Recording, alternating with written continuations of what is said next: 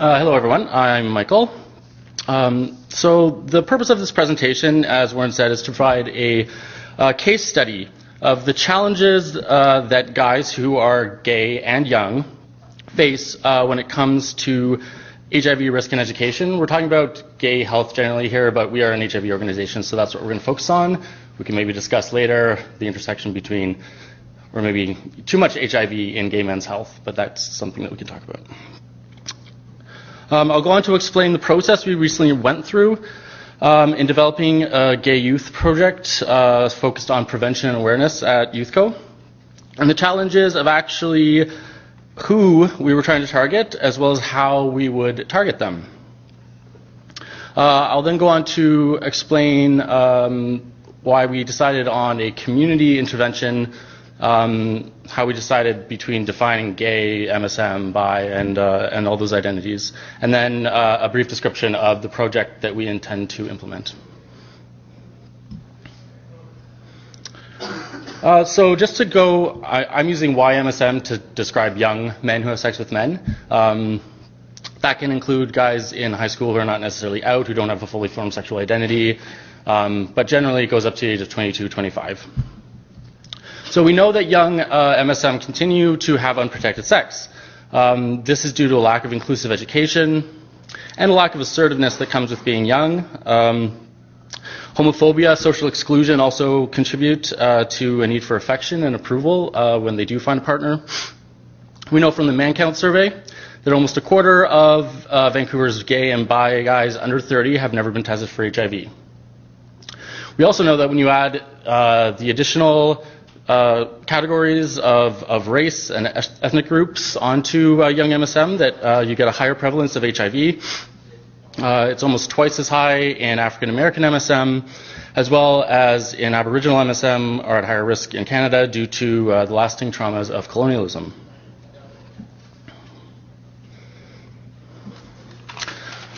These are our sexless and our genderless and raceless robots that we use at YouthCo in our workshops. They're having anal sex right now, if you could tell. So I'm going to talk now a little bit about how being young and gay, and that as an intersection, creates some oppressions within education and within public health prevention itself. So HIV prevention and education that targets youth or gay men rarely meets the needs of gay youth. Youth-targeted prevention that usually happens in high schools is heterocentric. It has a focus on reproduction. The language used is between men and women generally, and sex acts such as anal sex are generally ignored completely. YouthCo's workshops in high schools generally try to focus on using inclusive language, like insertive partner or receptive partners, to make it more friendly to potentially gay youth. But this can be problematic in itself. It can be sterile, and inexperienced youth who have not had any sexual experiences yet may not relate to the kind of tongue-in-cheek expressions that we're using.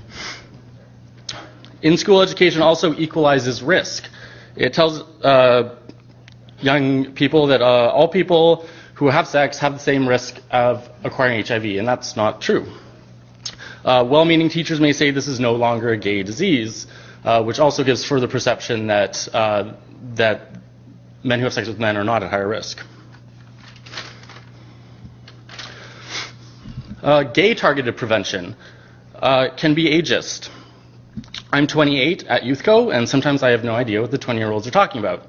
And this happens a lot in organizations when there's generational difference.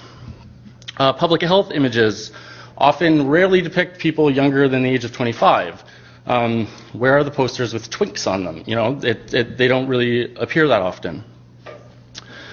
This may come from a fear of gay men in public health appearing like they are pedophiles or potentially, showing potentially underage young men on posters can be problematic.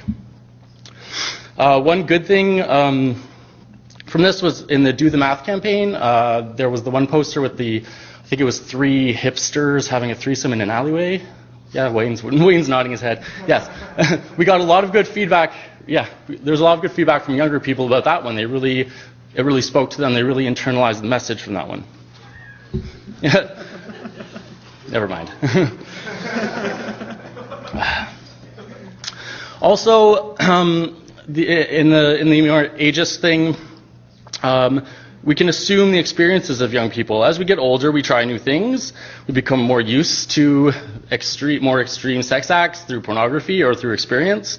And a lot of complaints from young gay guys come from the fact that they don't relate to the more raunchy or often hardcore depictions of sex in public health imaging, and they can totally disassociate from that.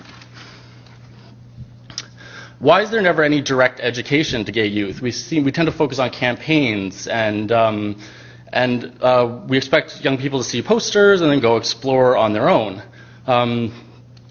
There is low transmission knowledge and a high desire from young people to learn more about HIV. Young gay men never get direct education about HIV. Why is that? I think that we're scared of approaching youth. We assume they won't attend, that they'll be flaky, that they're not going to want to sit through a workshop when they're in their 20s. So keeping all that in mind, when we came around to developing a new HIV intervention for this population, we ran up against the identity issue. And as an organization that strives to be inclusive and anti-oppressive, we are mindful of the privilege held by mainstream out men compared to other MSM. We set out to be other MSM inclusive. However, especially in Vancouver, and there's a lot of work being done on this now, Jamie's study and also the study being done at HIM on defining better the sexual communities and categories in Vancouver, we couldn't really find practical ways of communicating with and targeting these other MSM. And a lot, as Eli maybe alluded to, there's some racializing that goes on. There's an assumption that if you're not out, you must be suburban or low income, and that it was very hard to reach these other populations. The practical dilemma was that other MSM have no group identity. They would potentially not internalize gay messaging. There's no cultural markers or symbols, and they can't be reached through any predictable medium. So a solution to this would be behavior-based messaging, and we do some of that, and it can be successful to a certain degree. But as a community organization, we want to focus on something that was more community-driven and more community-based. We see that strong community is an important determinant of health, and that individuals with strong communal support, trust, and social norms achieve better health outcomes. So we didn't want to build a community around anal sex. So we returned to what was our original intention. Well, the man count survey had come out, and we wanted to provide, improve those numbers. So we went back to the population that was used in the man count survey, which was predominantly, gay. We could define it as that. But it was measurable, it was reachable, it was community-based, and it had a demonstrated need. We also returned to our vision, which is to foster inclusive communities where youth empower youth to make informed decisions about their own well-being.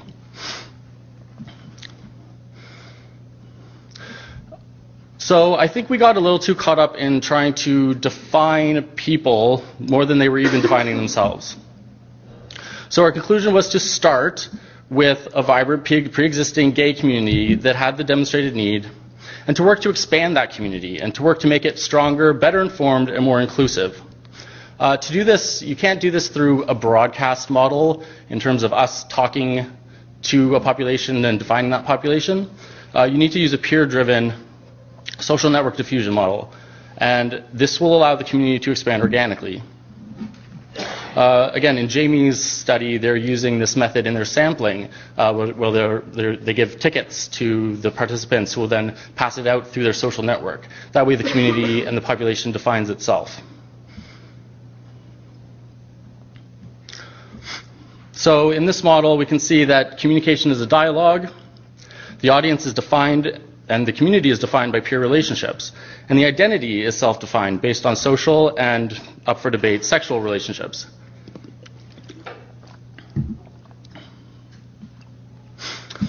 So what we came around to, we did some research, and to build this project that would be community-based and take these different intersectionalities and different ways of defining populations into account, we found this model. It's called the Empowerment Project, and it's a multi-level community intervention created by the University of California at San Francisco.